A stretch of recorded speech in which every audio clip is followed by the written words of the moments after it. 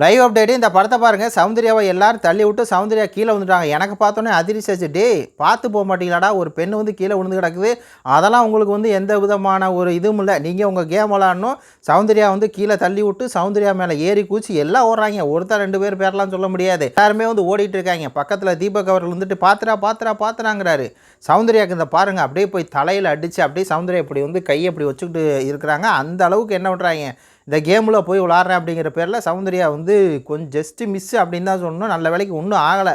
அப்படியே காலில் எதாவது அடிபட்டிருக்கா, கையில் எதாவது அடிபட்டிருக்கா அப்படின்னு சொல்லி இன்னும் தெரியலை. இப்போ லைவை பார்த்தா தான் தெரியும். ஏன்னா அது போக தானே வழி தெரியும். அப்படியே கீழே விழுந்து பிறண்டாங்க. அதுக்கப்புறம் அவங்க உள்ளே போய் ஃபஸ்ட்டு சௌந்தர்யா அப்படியே மெதுவாக எந்திரிக்கிறாங்க. நல்ல வேலைக்கு வந்து ஒன்றும் பெருசாக அடிபடலை அப்படிங்கிற மாதிரி தான் தெரியுது. ஆனால் லைவை பார்த்தா தான் தெரியும் வேற எங்கிட்ட அடிபட்டிருக்கா, உள்காயம் எது பட்டிருக்கா அப்படின்னு சொல்லி. இந்த டாஸ்க் ஆரம்பிச்சிருந்து நிறையா பேத்துக்கு வந்து அடிபடுது. அவங்கெல்லாம் அடிபட்டு எப்படி கத்துறாங்க, எப்படி வந்து ரியாக்ட் பண்ணுறாங்க அப்படின்னு சொல்லி தெரியும். ஆனால் சௌந்தர்யா அதுக்கு எந்த ரியாக்ட்டும் பண்ணல, ஒன்றும் பண்ணல.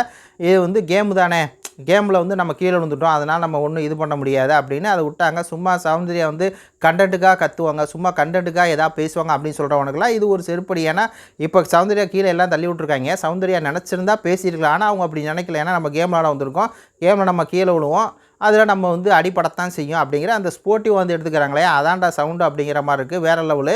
இன்றைக்கி முழுக்கமே வந்து சௌந்தர்யா வேறு லெவலில் வந்து கண்டென்ட்டு கொடுத்தாங்க. வேறு லெவலில் கேமும் விளையாண்டாங்க. ரணவை வச்சு கிழிச்சு விட்டதெல்லாம் வந்து வேறு லெவலில் இருந்துச்சு.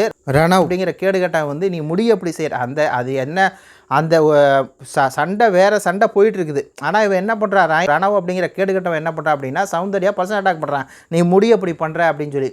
இதெல்லாம் வந்து என்னென்னா இந்த ரணவு அப்படிங்கிற கேடுகட்டவனுக்கு சில பேர் வந்து சப்போர்ட் பண்ணுவானுங்க. அவனுக்கு யார் அப்படின்னு சொல்லி தெரியும். அந்த மாதிரி ஒரு கேடுகட்டவனுக்கு பதிலடி கொடுத்தாங்க இல்லையா, ஆமாடா நான் வந்து அப்படி தான்டா பண்ணுவேன், என்னடா பண்ணுவேன் அப்படின்னு.